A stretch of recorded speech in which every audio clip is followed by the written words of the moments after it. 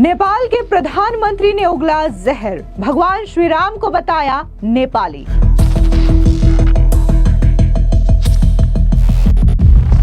नेपाली प्रधानमंत्री के बयान पर भड़का अयोध्या का संत समाज। जो केपी ओली हैं, प्रधानमंत्री हैं वर्तमान में नेपाल के, उन्हें शास्त्रों का चिंतन करना चाहिए, उन्हें धर्म ग्रंथों को पढ़ना चाहिए कि अवधपुरी ममपुरी सुहामन, उत्तर दिश बह सरयू पावन।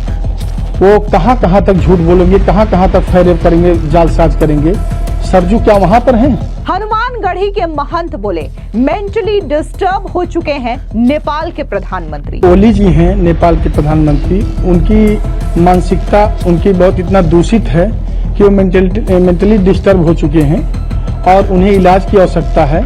भगवान मर्यादा पुरुषोत्तम श्री राम की अयोध्या भारतवर्ष में है, उत्तर प्रदेश में है, उत्तर प्रदेश में वो भी अयोध्या में। प्रकार का विवादास्पद बयान यह दर्शाता है कि आप छोटी मानसिकता के हैं।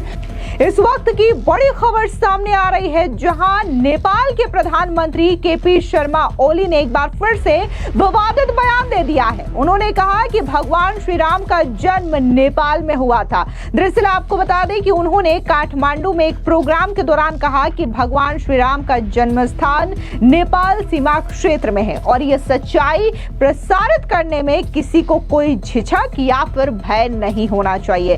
केपी ओली ने दावा किया कि उनका ये कथन महर्षि वाल्मीकि द्वारा रचित मूल रामायण पर आधारित है। उन्होंने कहा कि जो राम को भगवान मानते हैं उनके लिए थारू यानी कि नेपाल एक पवित्र स्थान है।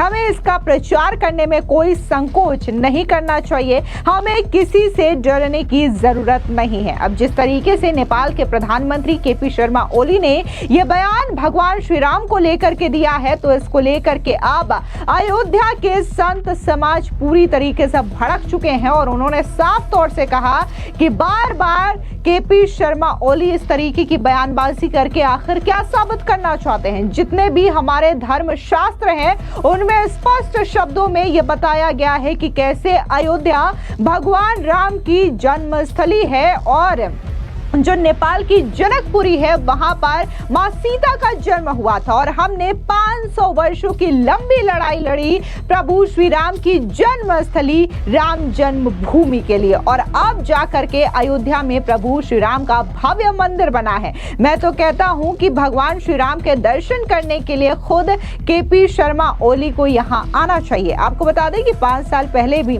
आपको बता दें कि जो नेपाल के प्रधानमंत्री हैं केपी शर्मा ओली, ऐसा नहीं है कि उन्होंने पहली बार भगवान श्री राम को लेकर के इस तरीके का विवादित बयान दिया हो या फिर भगवान श्री राम को नेपाली बताया हो। इससे 5 साल पहले भी केपी शर्मा ओली ने ऐसा ही बयान दिया था, जिसके कारण उनकी अपनी ही पार्टी के लोग उनसे काफी ज्यादा नाराज थे। उन्होंने दावा किया कि भगवान शिव और महर्षि विश्वामित्र भी नेपाल में ही जन्मे हैं। अब ऐसे में अयोध्या का पूरा संत समाज केपी शर्मा ओली के खिलाफ बुरी तरीके से भड़क चुका है। आपको बता दें कि अयोध्या के संत दिवाकर आचार्य ने साफ तौर से कहा कि जिस तरीके से केपी शर्मा ओली ने यह बयान दिया है, हमारे किसी भी धर्म ग्रंथ में यह नहीं कहा गया है कि भगवान श्री राम जो है वो नेपाल में जन्मे हैं, बल्कि मां सीता का जन्म जनकपुरी में हुआ है और भगवान श्री राम का जन्म अयोध्या में हुआ है। सीधे तौर पर वोट बैंक को लुभाने के लिए नेपाल के प्रधानमंत्री केपी शर्मा ओली इस तरीके की बयानबाजी कर रहे हैं। सुनिए क्या कुछ संत दिवाकर आचार्य ने कहा। देखिए, चरितम रघुनाथस्य शतकोटि विस्तरम। भगवान राम का जो चरित्र है वह संपूर्ण ब्रह्मांड की तरह ही निरंतर विस्तीर्ण है और मैं मानता हूं कि पूरा विश्व यह चाहता है कि राम हमारे हों और राम सबके हैं भी। किंतु इस प्रकार का विवादास्पद बयान यह दर्शाता है कि आप छोटी मानसिकता के हैं।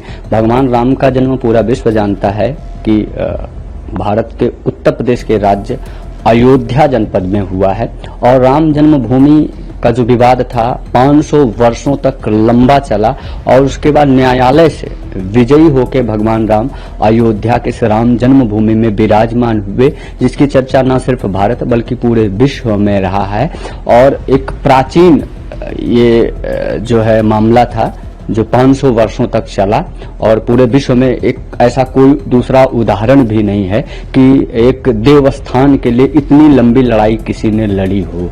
जो केपी ओली हैं, प्रधानमंत्री हैं वर्तमान में नेपाल के, उन्हें शास्त्रों का चिंतन करना चाहिए, उन्हें धर्म ग्रंथों को पढ़ना चाहिए, अपितु वह भी हिंदू हैं और नेपाल से लाखों लाख लोग अयोध्या आकर दर्शन कर रहे हैं।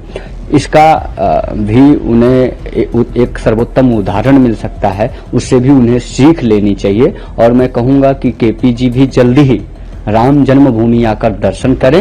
नेपाल मां जानकी की जन्मभूमि है, जगदम्बा जहां अवतरी सोपुर वरन की जाए, रिद्धि सिद्धि अनुमादिक नित नूतन अधिकाय।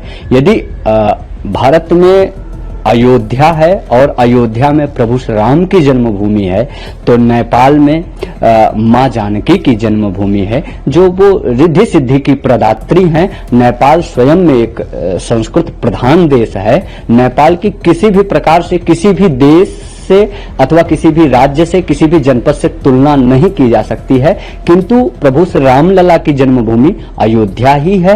वो वाल्मीकि रामायण पढ़े, वो रामचरितमानस पढ़े, वो अन्य वेद शास्त्र पुराण पढ़े, उनको स्पष्ट रूप से उसके प्रमाण मिल जाएंगे।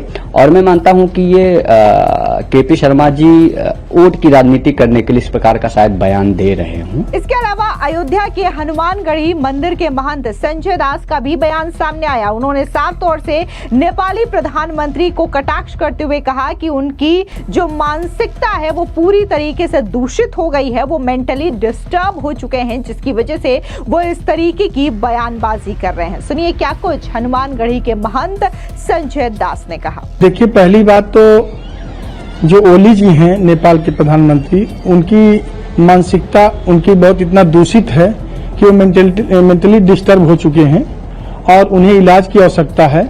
भगवान मर्यादा पुरुषोत्तम श्री राम की अयोध्या भारतवर्ष में है, उत्तर प्रदेश में है, उत्तर प्रदेश में वो भी अयोध्या में, और यहाँ पर मां सरजू स्वयं कलकल बह रही हैं।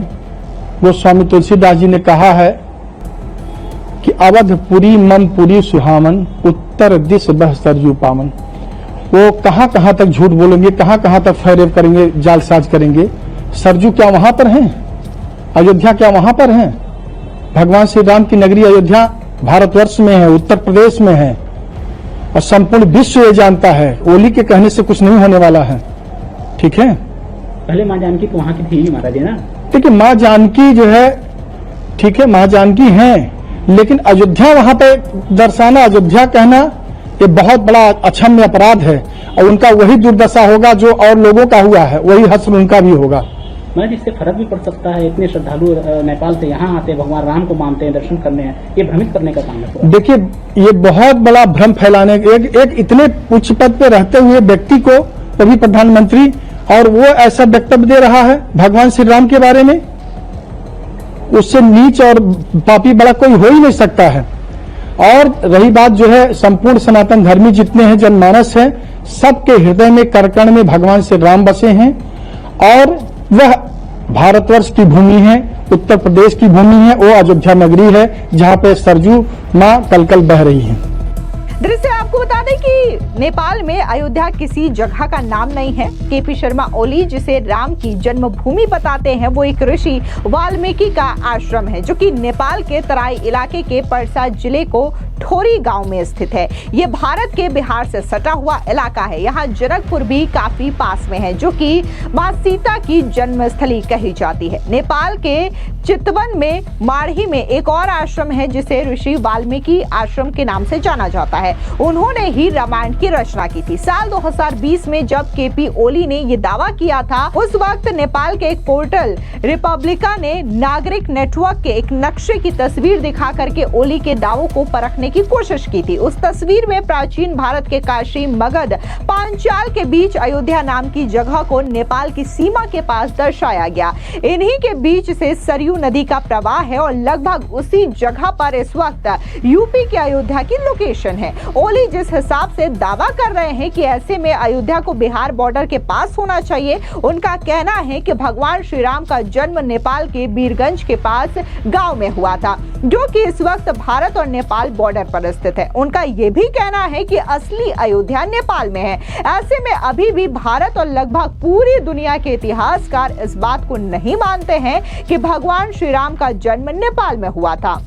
भगवान श्री राम और नेपाल का खास संबंध है, खास तौर से नेपाल के जनकपुर शहर को लेकर के। जनकपुर, जिसे जानकी नगर भी कहा जाता है, उसे माता सीता का जन्म स्थान माना जाता है।